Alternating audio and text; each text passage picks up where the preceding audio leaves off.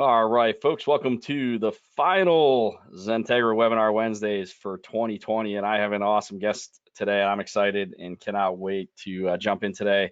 We're going to be talking about the year in review. Pandemics can't stop VDI. I'm excited. And I got a great panel today. So I got a special guest, and I'm actually on the other side of the table. We'll tell the story in a little bit. And I'd like to introduce Mr. Brian Madden. Brian, if you want to give yourself a quick intro, we're going to spend a lot of time talking later. So. Yeah, hey everyone, my name is Brian Madden. I work at VMware, and I first met Pete like 15 years ago. So it's cool to be reconnecting and doing this right now. Yeah. Thanks for joining us, and hopefully we can do more of these in next year. So, all right. Also with us today, I got Michael. Michael, I couldn't find your picture, so you're a man, the myth, the legend. So can you give yourself a quick intro? And you don't like to put your picture on LinkedIn, I see. Thanks, Peter. Yeah, Michael Kowalski. I manage the EUC Partner Practice Development Team and Initiative for VMware, and I'm working closely with our premier end user computing partner and provider, XenTegra, and just really happy to join today with our with Peter and Brian, two of our top minds in the industry, and thank you for having us, Pete. Yeah, thanks for joining. And then finally, last but not least, we have Megan Hansen, who works for me in the room. And Megan, be nice. That's all I gotta say. Just be nice. We always try to get you guys your Grubhub cards as quickly as you can. We have over 250 people registered for today, so pretty exciting. Hey, we encourage questions. So Brian and I are gonna be talking back and forth a lot today. We're gonna get rid of the PowerPoint in a second, and it's just gonna be our faces having a conversation about VDI. 2021, et cetera. So I'm excited, but please throw questions in the Q&A dialogue if you have any burning questions, or we talk about something you want to know more. We don't mind a little bit being a little derailed, and if we go a little over, I guess that's all right. But we don't really have an agenda today. It's going to be Q&A, and that's it. And before that, I'm going to ask some fun polls. So if you haven't checked out events.xentegra.com, please do. I am in the process of planning out 2021, so bear with me, and in the next week to 2 weeks we'll have all the events for 2021 posted. Podcast.xentegra.com. We actually do weekly podcasts as Andy, myself. We do have a nice VMware focused podcast, so if you check that out, please do, and please subscribe and listen. They're on all the various platforms from iHeart to iTunes to Spotify, so definitely check that out. And webinars.xentegra.com. We are going to be posting not only a new webinar Wednesdays series for next year, but I'm also launching a new series that's going to be focused on topics and specific use cases, et cetera. We're going to call it Bits and Bytes with XenTegra, and we're going to have a little fun with that. And yes, we will be giving out Grubhub credits today.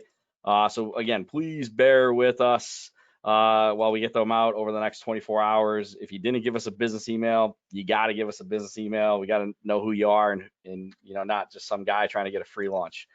And yes, I am giving away some fun giveaways today. Giving away an LG Gram laptop from my friends at LG, and then some other cool swag. And I got lots of great swag here. All right. And then finally, I won't cover it today because we won't have time, but check out bronco.xentegra.com. And the only call out I'll make is definitely check out our VMware assessments. We have two assessments, a core assessment on your core infrastructure, and then we have a EUC focused assessment on Horizon. So definitely check those two out. And if you do one or the other or both, you get put into our drawing for the Ford Bronco. Sorry, Brian, you can't win the Ford Bronco. So I wouldn't know what to do with it anyway. All right. Just for fun, we're going to ask some fun polls just to give us some good anecdotes, so we might be able to refer to them throughout the session today. So the first question, and this is more of a curiosity question because I have a pretty good poll, folks, today. What time do you prefer? So today is not a mistake. It's at 2 o'clock in the afternoon just because, Brian's on the West Coast. But what time do you prefer? And just this will get the audience warmed up. And please post your response. Again, these responses are anonymous and no one can see your information. So please take a minute to respond. I like to get at least 60% or higher. That way we have good stats. But just guys, because next year we may stick with the 2 o'clock time slot. We may do a lunch and learn slot. Again, I'm going to do another survey just to make sure.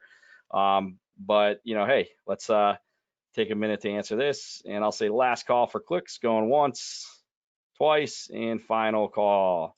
So wow, everybody likes 2 o'clock. So I guess I'll take it and maybe keep this 2 o'clock slot moving forward for my webinar Wednesdays, or maybe alternate between 11 and 2. We'll see. We'll play around with it next year. All right, next question. My enterprise currently uses an end user compute product. So pick your primary. So which one do you primarily use? Yes, we know what today's focus is VMware, but we want to know. We want to know, what are you primarily using? This is interesting because this question is like only VDI and remote desktop. Yep. Well, I got another question coming up, Brian. So it's my primary VDI product, not my primary EUC product. Yeah. Yep.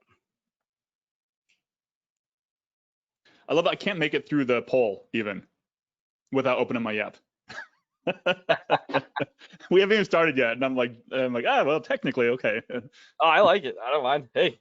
All right, let's glass call for clicks going once, twice, and that's it. So we got a lot of folks for the VDI side of the house, Citrix virtual apps and desktops. But I got another question, Brian, I think you're gonna like. So what, and this is not it, by the way. My enterprise primarily uses the following hypervisor / platform. So which primary hypervisor do you use in your end user compute environments?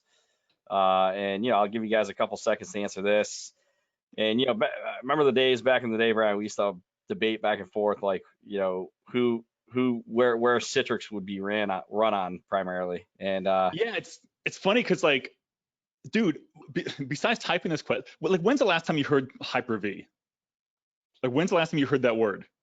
I feel like, sure, I work at VMware, but it's not about that. It's about, the conversation's been escalated. It's like, what cloud platform are you sort of standardized on, right? Like, it seems to be more like it's an Azure stack versus VMware Cloud Stack versus Acropolis, whatever it's going to be, right?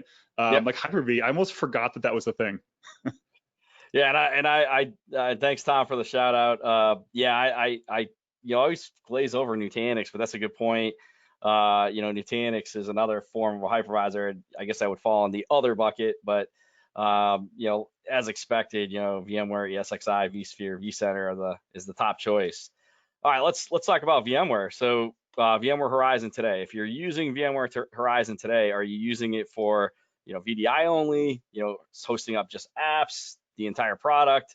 No, but considering it, or no, not on the radar. And again, this is more for Brian and I to kind of talk later on, and as we talk through some of the topics today. But it also helps me understand how you guys are using Horizon today. And I do run a Horizon workshop every month, and I focus on how to plug it into Azure. So if you're interested, keep an eye out. I'll probably relaunch some dates for next year. So keep an eye out for that.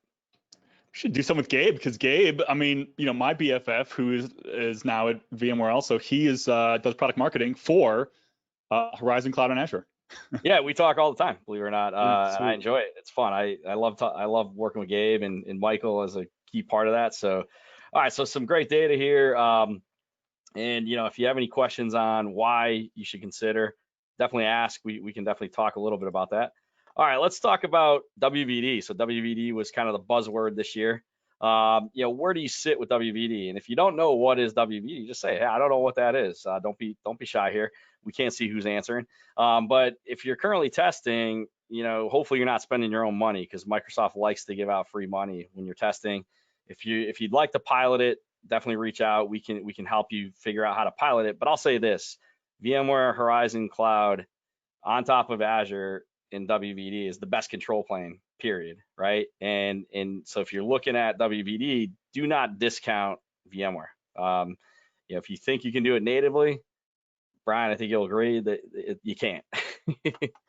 I mean, look, it depends on the use case. My history of sort of the consultative approach does not change. I mean, WVD capabilities out of the box are very impressive, and it's going to work for a lot of folks natively.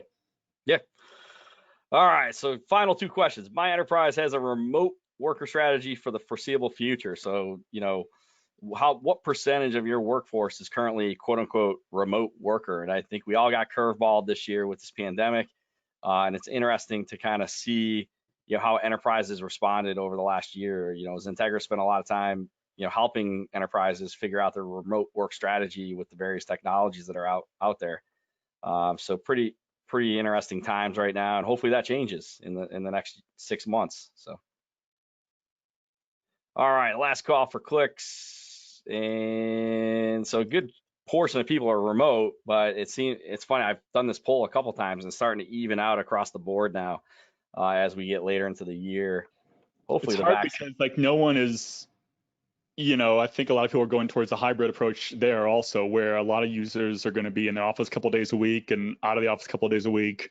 So it's hard to figure out like how that structures into a poll like this. So I can understand this kind of being all over the place.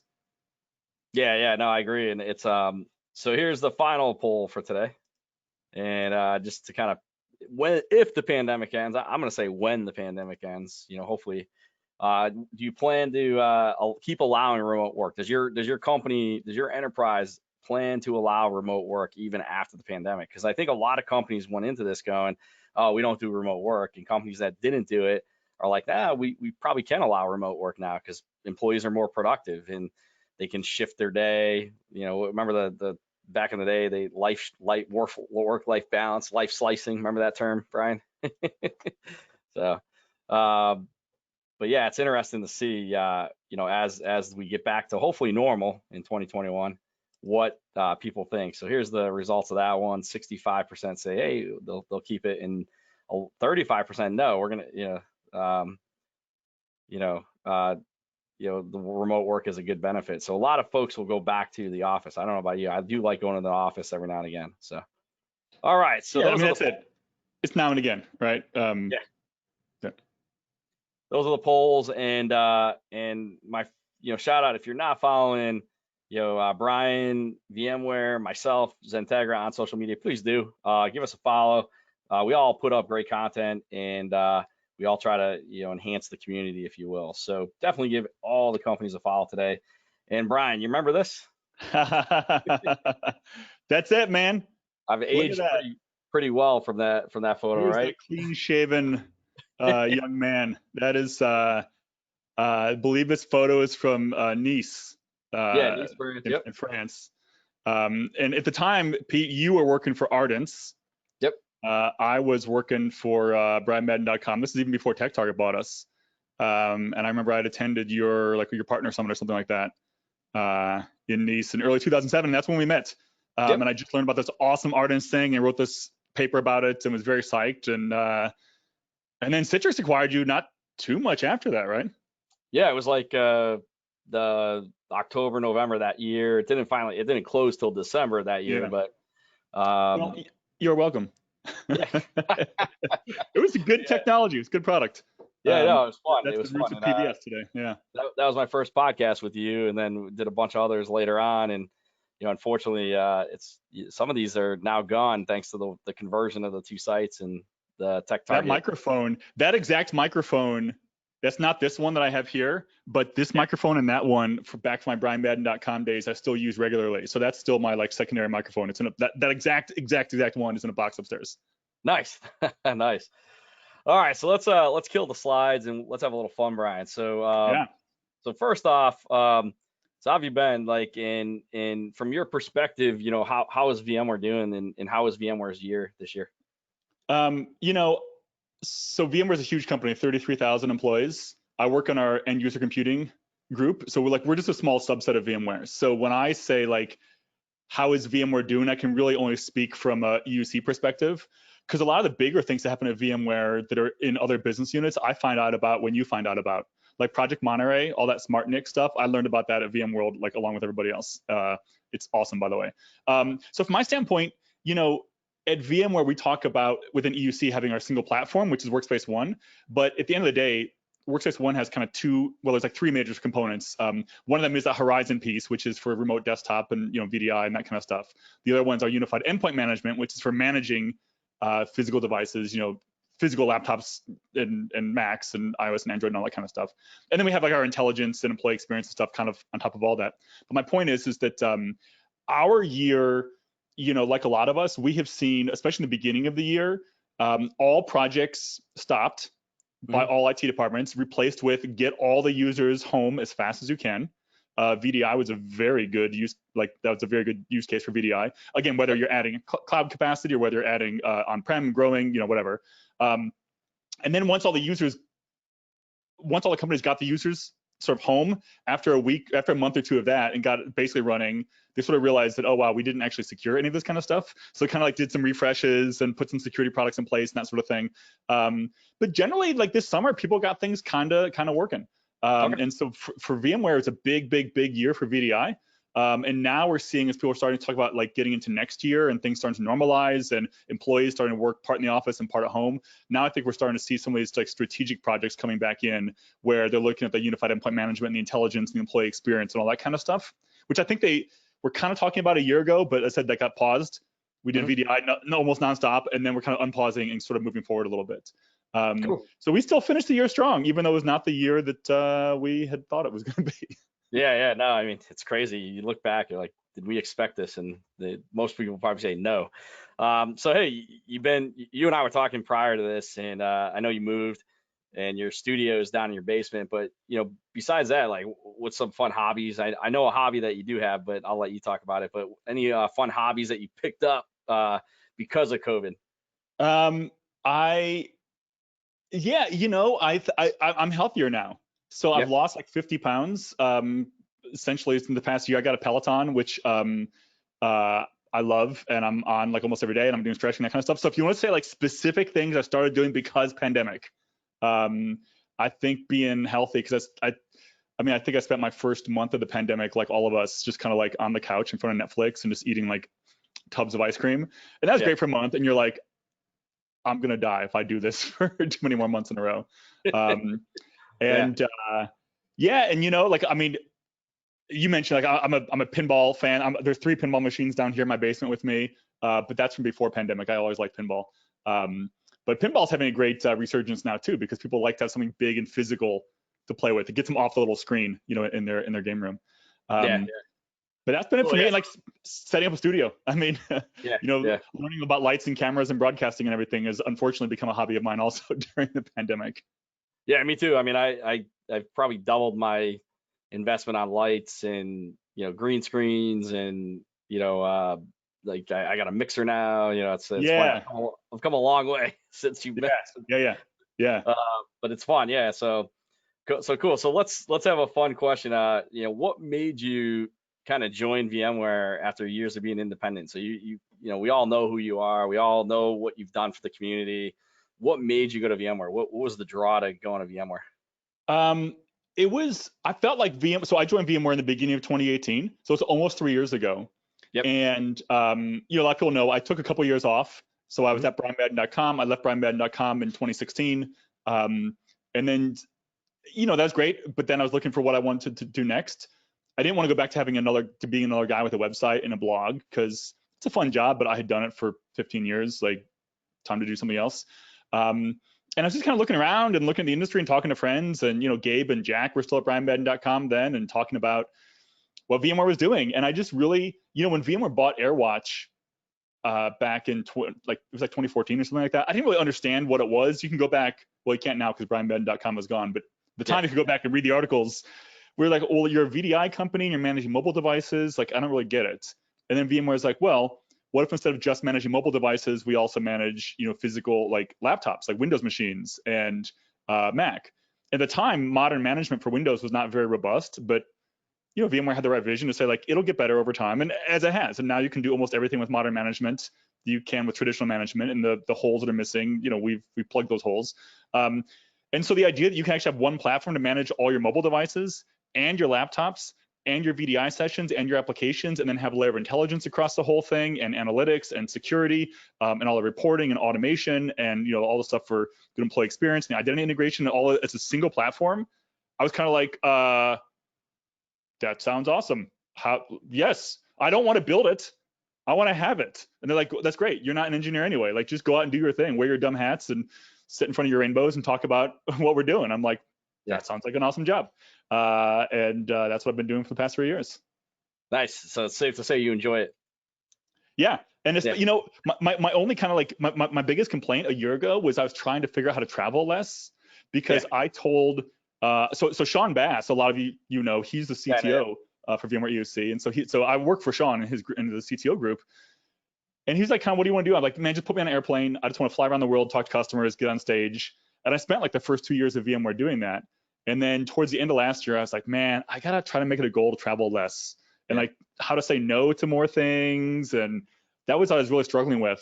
The pandemic, while, you know, horrible, you know, if you look for some nuggets of it, I did realize that I can do my job now without traveling. And so like the worst day at home in my basement is better than my best day, you know, slogging through like an airport in the Hertz rental car in the Marriott and all that kind of stuff. So I miss my friends and I miss like seeing people in real life, but I do not miss the travel world. And you know, that's been a great thing this year for me personally. Yeah, I could agree with that. I'd say I realized two things. One, yeah, you can do your job remotely, and two, my goal now is to travel less, because the travel wears on you. People don't realize, being a road warrior is not fun. And I was on the road prior to this almost every week, and it wears on you. It wears. Yeah, I have come to the realization I will never have, like, I want my new life goal, I shouldn't say it like that, but like, I want a life goal to never have status again on a hotel or airline, right? Like, I don't want to travel that much. Like, not even silver. I don't even want to travel that much. If I hit a status, I feel like, whoa, dial it back, dude. Yep, I agree. Cool. So all right, let's talk about 2020, and you know, from your point of view, what was the most, you know, significant IT trends you saw this year, and then let's correlate them and how they impacted VMware. You know, so there's obviously a lot of things we saw. You know, I'm a believer, like a lot of people have been saying, that, you know, 2020 and COVID specifically just accelerated our path to the future. Like, whatever we were going to do that was going to be 10 years in the future, we did in, you know, 10 months. And you can see this all over the place, right? You can see it with the revenue that like the massive tech companies got, right? Like the market share that the e-commerce took away from physical commerce literally was 10 years in, you know, 6 months worth or whatever. So we saw that in IT as well. So the idea of users working everywhere, moving beyond remote work. I'm actually trying to remove the word remote from my vocabulary, because I don't want, like, remote suggests that you're like far away and somewhere else. Yeah. And like the real action is happening non-remote, but you're remote people. And that's how it's been for the past 20 years, right? Like, I used to joke, remember the TV show The Office, like Todd Packer, like Pac-Man, he's like the one remote sales rep and he's in like 4 episodes. It's just like, you forget about the people who are out there. So I feel like the idea that a big change for me has been the people that we previously called remote, the people who are not going to a central location on a daily basis, I feel like in this year are like being elevated to kind of like first-class citizens within the organization, first-class employees, right? And that's going to be a challenge for us to figure out how to culturally keep that alive moving forward.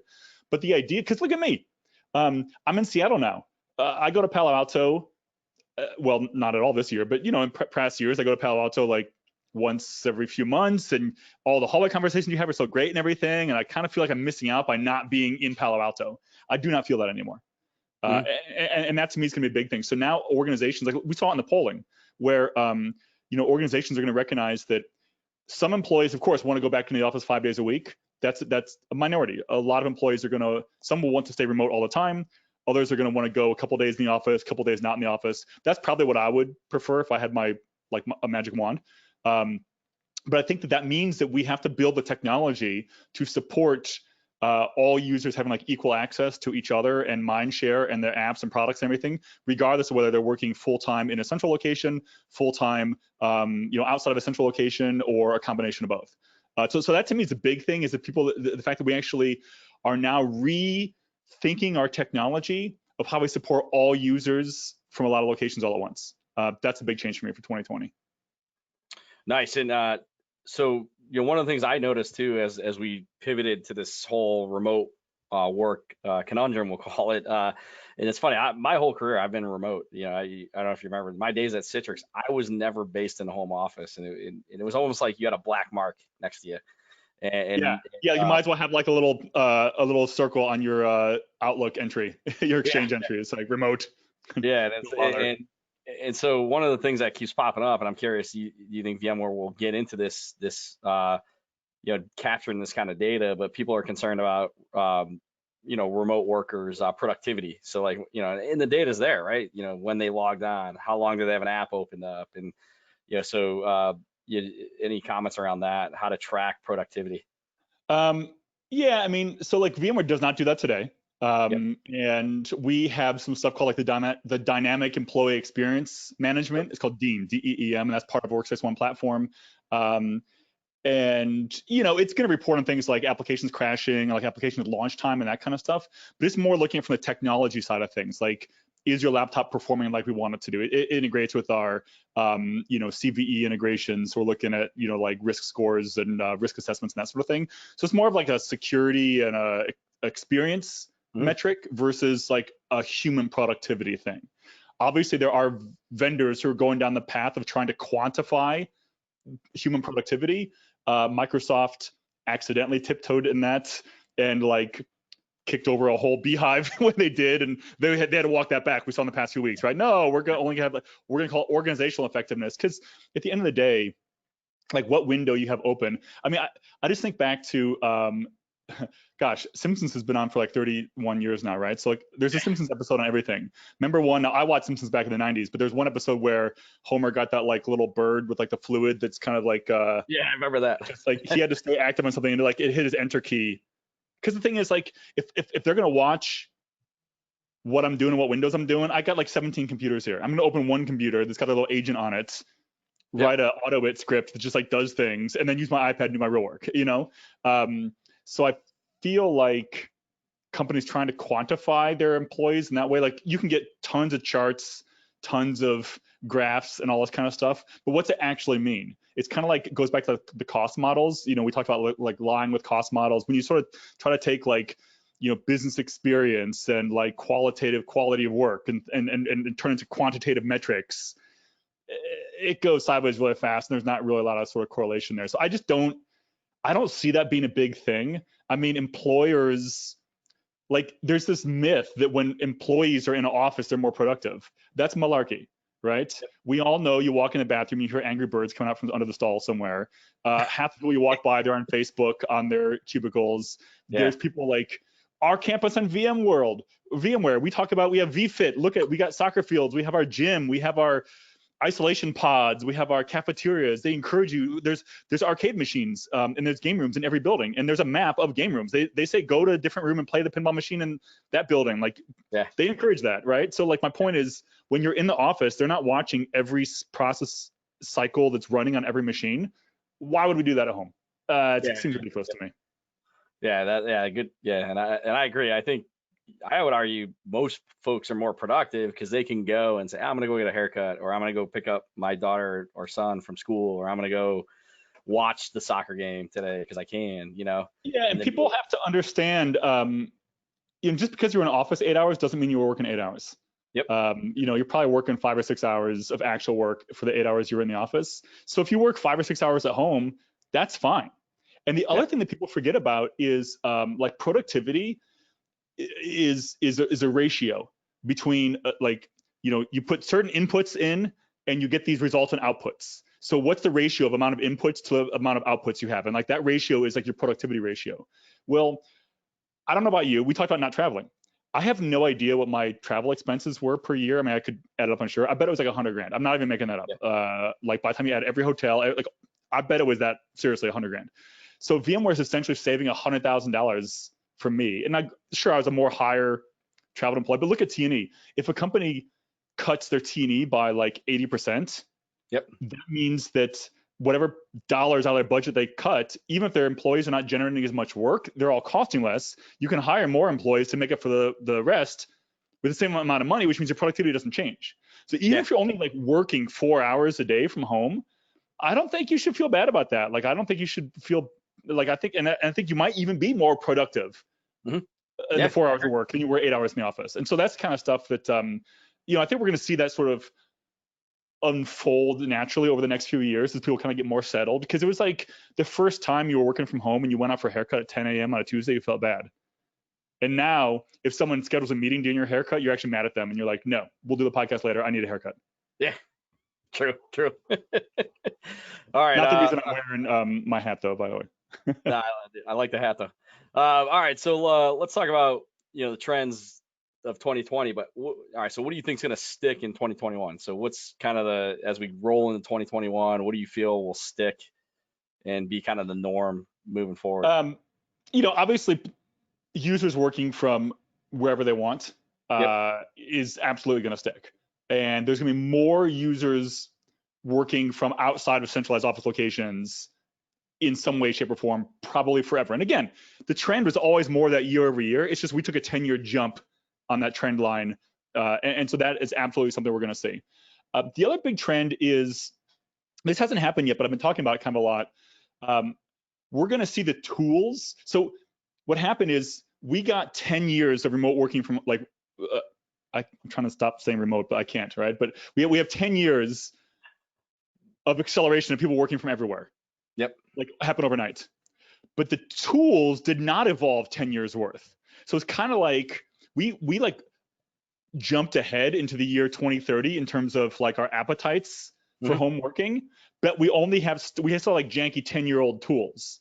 It's like, imagine if we were trying to do the amount of remote working we had in 2020 with 2010's tools. Like there's no Zoom in that world. There's only like WebEx. So my point is, I think all the tools that we're gravitating towards, Zoom, Slack, Teams, these types of tools, those tools are going to very, very rapidly evolve, because those tools were built for an environment where most of the people are in a central location, and you have a couple people who are sort of not in that location, or they're built for, like Zoom is built for a webcast. What we're doing right now, GoToWebinar, is built for you and me, couple hundred audience members for 1 hour. That's it. These are not designed for us to be on all day, every day. Yep. And so I think if you look at the tools and look at some of the new presentation platforms, like look at the collaboration platforms like AHA. Yes, there are tools called and AHA, and this is not a joke. But my point is, I've been telling people, it's like when television was invented, they MMHMM, and AHA is AHA. When television was invented in the 1930s, they had to invent television cameras and television sets at the same time and put them together. They got the television sets in people's houses. They didn't have any content. There's nothing. They're like, oh, well, what do we do with this? And they're like, oh yeah, we didn't really think of that. So all they could figure out how to do with this new technology is like, I guess, just do what we've been doing before, which is radio shows. So they literally pointed the television cameras at the radio actors, who are like all these people. Everyone's standing at microphones making like sound effects with their mouth and like clip clop horses and door slams and like the sheet for thunder. Like that's what TV show is, like people doing that. And obviously we developed like real TV and TV news and all the things that came out of that, but it took a while for people to get caught up. I think that's the case today. All the tools we have right now are built for people who are going to an office all the time. So anyone you read these horror stories of managers who try to say, we want to facilitate the in-person environment, so we're requiring all of our employees to, like our whole department, to be on a shared Zoom call like all day, every day. F that. But I get it. They're trying. They just don't know what to do, because they're like, well, but if I don't do that, we don't feel connected. Very true. I do not feel connected with my employees in my department. I mean, I see them on our call every 3 weeks and occasionally here and there, but like, so that's the kind of stuff that's going to evolve, right? Like it's not, I think we are still too much hooked on like, oh, is it going to be Azure Active Directory or on-prem Active Directory, or is it going to be the year of Google Cloud versus AWS, and like tactical minutia, right? The big story is going to be we evolved 10 years. Our tools have not. Now, it's not going to take them 10 years to catch up, but I think 21, 22 are going to be very interesting in like the collaboration business tool space, because we're going to see some, like just like a war makes for like very rapid technology adoption, or a fight like going to the moon is a very rapid technology adoption. We are now going to see a very rapid remote working, home working, everywhere working technology adoption, but it's going to take a year or two. But that is what is the interesting thing to me. Yeah, and it's funny you mentioned collaboration platforms, because I'm probably not going to be using GoToWebinar after today, because I'm moving to a new one, and I might actually check out these other two now, because to your point, GoToWebinar hasn't even evolved to be more webcast friendly. So I want to be able to control, like, if you're going to be showing a slide, I want your head to be on the lower right corner of the screen. And Yeah, you know, that's that kind of stuff. So does that, and it's very cool because you can co-present, so you can both have the slides at the same time. You can green screen and you can crop me there, like move me down here, so you can move me and you, even though we're on our own little green screens, like in front of the slides. We can hit one button, so you can go like full screen you, full screen me, side by side. Like it's very, very flexible. And I'm sure that again, all the platforms are going to have this in the next year or two, but that's going to be pretty great. Yeah. So because collaboration seems to be the theme here, and let me kind of just ask the impromptu question. With the notion of VDI and where VMware sits and et cetera, right? Like, what about GPU, right? Is GPU still going to be important, or are people going to be running this locally on their devices? So there's a lot of steps back to go from here, because obviously VDI had a big boost in 2020. And when I say VDI, let's just, for the purposes of this conversation today, I'm talking about all Windows remoting technologies. So when I'm saying VDI, I'm talking about VDI, RDS, app publishing, desktop publishing, WVD, like they're all the same thing, right? It's some version of Microsoft Windows OS running somewhere else. Pixels are being remoted down to me, wherever I happen to be. So the reason that VDI is popular now is because what a lot of people don't realize, we talk about the digital workspace and like workspace transformation and all this kind of stuff. What people don't realize is, gosh, I sound like Trump, maybe they realize, I don't know, but like a lot of people don't know that VDI is really, but a lot of people don't know that VDI, the workspace, like we always talk about our digital workspace. Well, the Microsoft Windows operating system, that is our digital workspace. I mean, I presented this at Bride Forum 10 years ago when we talked about like Windows. That is our workspace. It is our like physical work layout space. It's our app catalog via the start menu. It's our personality. It's our security container. It's our configuration. It's our files and data. It's our content. And it's all set up like, it's pink, it's blue, it's dinosaur cursors, it's my kids, it's my sports team. Like I got the mouse tracking. It's all like perfectly everything that I need. And all of us have spent decades, like, whenever you get a new laptop, give you 10 minutes and kind of get it set and like, okay, now this is mine.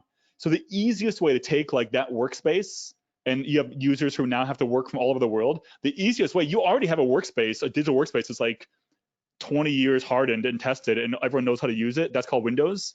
VDI and all the various flavors of that, it's just the easiest way to just make the workspace available to your users anywhere they are in the world. And again, I don't care if it's on-prem or cloud, that's irrelevant for this. That technology is the best way to make a workspace available to users anywhere. Now, is that the most ideal workspace? Maybe. Are you using a Windows laptop, or are you using a large screen keyboard mouse device and you want to use Windows? Like, yeah, then VDI is great. If I'm a Mac user, VDI is not that great because like I'm a Mac user, I don't want to use Windows. Why'd you turn my Mac into Windows? If I'm an iPad user, don't turn my iPad into Windows. So like VDI is not good for that. But it's good for, hey, I don't care if you want to use a Mac. It's work time now. This is our workspace we have sort of like built for us. Now, all that said, a lot of the VDI technology is not super great for like all these collaboration apps. Like VDI's Achilles heel has always been multimedia and multimedia redirection, and like how do you support Skype and Zoom and GoToMeeting and all these kinds of things. And the way we've done it in the past is vendors like VMware, Citrix, Microsoft, we build these like plugin packs where we take the drivers for Skype and like try to embed them into our remote protocols so it can like side channel moving Skype data back and forth. But that's very, very specifically written for certain versions of Skype and certain versions of our client. And someone like VMware says, hey, congratulations, world, we just announced Skype, enhancements for Blast. And the whole world's like, that's awesome. We all use Teams now. And we're like, hang on, give us 6 months. And we come back and like, we come up with the Teams. Here, we've done the Teams optimization pack. It's like, oh, we all use Slack chat now, which is powered by Amazon Chime. So it's like, hang on, let's write the Chime kit now. So it's like we're always one step behind. It's like airport security. We're very good at protecting against yesterday's threats. And so we have to change the model. And to change the model, it's like, we all have client devices. Like I have my iPad here, even though I've got a Mac Mini with my studio computer and this GoToMeeting session is on the Mac. If I'm using a remote desktop, but I'm connecting to it from my iPad, well, if I click that link that says, okay, launch my Skype session now, who's this guy, but whatever. If it's like launch my Teams meeting now, shouldn't, like, why is it trying to take Teams and shove it down via my Blast connection to my endpoint? Shouldn't it be like, wait a second, you are on an iOS device, like your endpoint you're connecting from is an iPad. Mhm. The iPad is managed by Workspace ONE. It has Teams on it. When you click that Teams link in your workspace, don't run remote Teams on Windows. Be like, oh, you're right there. Like, just pop up Teams on my iPad and launch it there. And then I've got native pure iPad experience.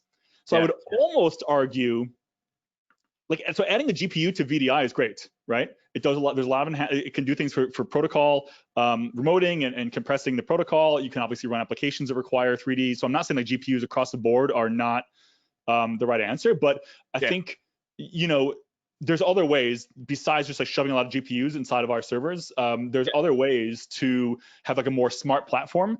And I feel like that's the kind of stuff that we need to be looking forward, we need to be looking at in the next couple of years. Yeah. So yeah, it's a little off script here, but have you heard of Liquid, the company in the Netherlands? Yes, we OEM them as part of Horizon. And I wasn't sure if I could say that, but what you've just talked about is what they're trying to do. So it's and like what Liquid does, because they do a couple different things. One of the things that they've done is they create they're basically like a third-party packaging for hire. So a new version of Acrobat comes out, a new version of Office comes out, a new version, like, you know, the new MSIs come out, and then you have to like build your packages and set them up inside, like, you know, make your MSI or MSIX or App Volumes or whatever you're doing. And so Liquid basically takes the top, whatever, hundreds of, like, every time a new version of Chrome comes out, every time a new version of Edge, Firefox, like, Liquid has got the package for you the next day. And so we actually OEM that and build that into our Workspace ONE. So if you are like a Windows admin and you want to deploy the new version of Firefox, you don't have to download it and build the package. You can literally go to the catalog and be like, click, oh, Firefox 85 or whatever number they're on now is here, click, deploy, boom, boom, boom, and you're deploying it in 1 minute instead of doing all the packaging. So there's a lot of little things like that that can, you know, sort of make people's lives easier. I think that's the big trend we're going for, generally speaking. And UC is just trying to, like, once one person figures something out, let's not all reinvent it over and over again. Yeah, true. All right, so let's talk a little bit about Microsoft and kind of WVD. That was a big buzzword this year. Kind of, you know, in your perspective, you know, how does that impact VMware? What do you think is going to happen in 2021 now? You know, from my point of view, it kind of went like this, and then it kind of, you know, dived a little and then plateaued out. People tried WVD, but you know, what's your take on it? Yeah, I mean, it's so. I mean, WVD is awesome. So first of all, like anything, and before pandemic, you know, pandemic sort of became like everyone who's saying that, okay, is 2020 now the year of VDI because pandemic? And I'm like, you know, I get it. The pandemic made a lot of VDI in the world. That's great.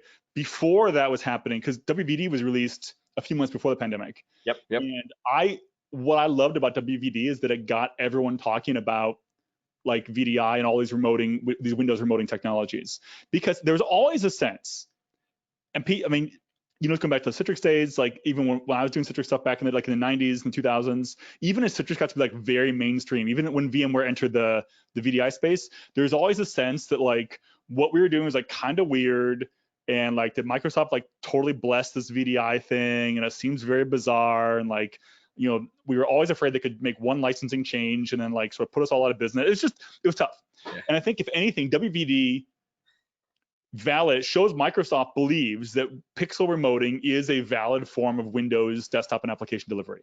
So for that's the biggest thing I love about WVD, is the fact that we can point to that and say, no, Microsoft themselves agrees that this is very legit technology.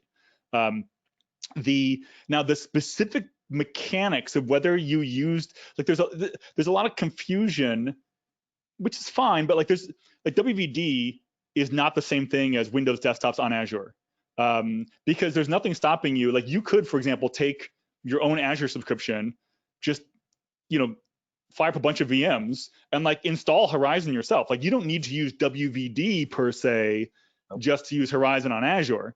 WVD is more of a packaged version where Microsoft is sort of running the backends as a service and kind of handling like some of the control plane stuff and some of the things, some of the infrastructure servers that you would need to run yourself, they're sort of operating.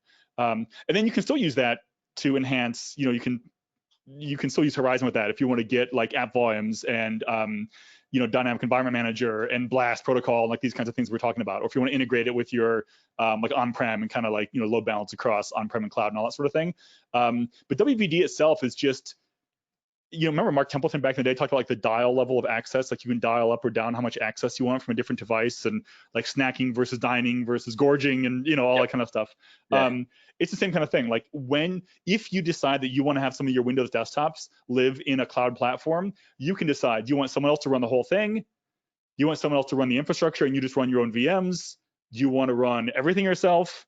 And there's no right answer. It's different companies have different skill sets and different ways of doing things and cost analysis and everything, and they can do it the way that they want. So WVD is really just another offering from Microsoft, and Microsoft is going to continue going down that path. Mary Jo Foley at ZDNet wrote an article a month ago all about Microsoft's like Microsoft 365 cloud desktops that they'll be announcing next year, right? Where it's like full-on hosted desktops like DAS from Microsoft. So I think it makes sense. Like it's anything that Microsoft does to get more desktops in the world, I'm happy about that. Or I should say anything Microsoft does to get more VDI desktops and remoting desktops, desktop virtualization in the world, it legitimizes what we're all doing, and I like it a lot. Yeah, and my favorite thing about WVD and the conversation is you and I remember, and I think a lot of our folks on the phone probably remember the good old days of XP and terminal services on XP. They brought back Win10 MultiSession, and that gives you that multi-session experience on a desktop endpoint, which is pretty cool, and that kind of changed the game as well. See, I hardly disagree with you. Okay. So WVD, if you use WVD, you do get Windows 10 multi-session, right? So it's a multi-user terminal server technology, but on a Windows 10 OS, not a Windows Server OS. So what? Like, I get why Microsoft is doing it, because ultimately Microsoft want to move the GUI, to get the GUI off Windows Server altogether. And since the remote desktop is a big use case, they have to have like a client OS multi-session, kind of setup. So I agree, it makes sense. Server's going to disappear. The GUI is going to disappear on server at some point. So it makes sense for Microsoft to do this. 100% support it, love it. Is it a game changer? No, like why would it be? Like think about it. What was wrong? Like any applications that had compatibility issues with like terminal services, it wasn't because it was running a server OS. They had compatibility issues because they were running, it was the multi-user and they're like hard-coded stuff places, or they didn't work right non-persistent or whatever. Well, that all still exists in WVD. So WVD, it makes sense. I wish it existed 10 years ago, right? Obviously, they couldn't make it 10 years ago because the licensing of Windows XP in those days was tied to like number of processor cores and memory limits. So you just couldn't build an XP machine as big as you could a server machine. That obviously all is gone now in today's world. It's all VMs, anyway. But WVD is not a game changer. Like there's no one has not been doing VDI for like 20 years. Yep. Because they're waiting for that multi-user client OS. Right? They'd be on in computing if they would. I'm not knocking WVD. It's fine. I like it. I'm really glad that it went in that direction. But like this doesn't light up any capacity or capability we didn't have in our world already anyway. So it's just another flavor. I'll take it, but it's not changing the world. Okay. All right. So yeah, no, I agree. And I guess around where I see. So I guess let me ask you a different way. So do you think Microsoft may lower the cost per user per month from a single user scenario? So like, if you look at cost per desktop, cost per user, that's, if you look at some of the trends, that's from my point of view and anecdotally, that's what's preventing people to go, I'm going to go all in with Azure, or I'm going to go all in with AWS, or I'm going to go, all in with a cloud solution. I think we'll always have hybrid. I don't think hybrid's ever going to go away, but where Win10 multi-session is actually, where it's interesting is the economies of scale. So it gets it down to $7 per user per month, Yeah. But you can do it with RDS too. That's my point, right? So are there scenarios where you're going to use WVD and where WVD is going to be extremely cheaper than full one-to-one? Are there those scenarios? Of course there are. But the thing is, if WVD was never invented, we still would have these scenarios, and we'd be using server RDSH, right? So again, that's what I'm saying. Like WVD, like absolutely, it's got use cases, but we already had server RDSH. Anything like if you had some app that wouldn't run on server RDSH, like it's not going to run on WVD either, right? Like it's, I mean, sure, those examples, like everyone has a straw man argument of like, well, Bloomberg Terminal 2003 saw as a server OS and refused to install. I'm like, okay, yes, that's a straw man argument. You can always find an example, you know, but like, come on. Cool. But again, from the cost standpoint, you know, that's a big thing that came out of this year. So the cost, like people realized, so first of all, lessons, we should do an article on this, cloud lessons of 2020. One, cloud is not the same thing as infinity servers, right? Exactly. Two, a reserved instance doesn't necessarily mean you have reserved that instance. That's another thing, because notice the vendors call it reserved instance pricing. It's not reserved, right? So the thing is, the idea with the cloud, originally when cloud first came out, it was like only pay for what you use. So we all have this fantasy like, oh my gosh, there's 168 hours in a week, and we only work 40 hours a week. Look how much money I can save. People are like, wow, but you have a VM, 12 cents an hour times this many hours is so expensive. It's like, no, you only need that VM on 8 hours a day, Monday through Friday. You don't need it on, you know, that VM only has a 25% duty cycle, 40 hours a week, not 168 hours a week. That's how you save your money. Well, the problem is, the only way that suggests that when you turn off the VM, you stop paying. The only way you have that is if you do spot pricing, and that means that your VMs are not guaranteed. So you know, you might pay for that VM till Tuesday at 5 p.m. Then Wednesday at 8 a.m. you turn it on. It's like, sorry, there's no capacity available in Azure West. You know, sorry. And it's like, but I want to use a desktop now. Yeah, out of capacity. So what do? You have to make these contracts with your cloud provider to say like, well, I'm going to buy 1,000 desktops, and guess what? When you do these big bulk contracts, they're just giving you those desktops 24/7.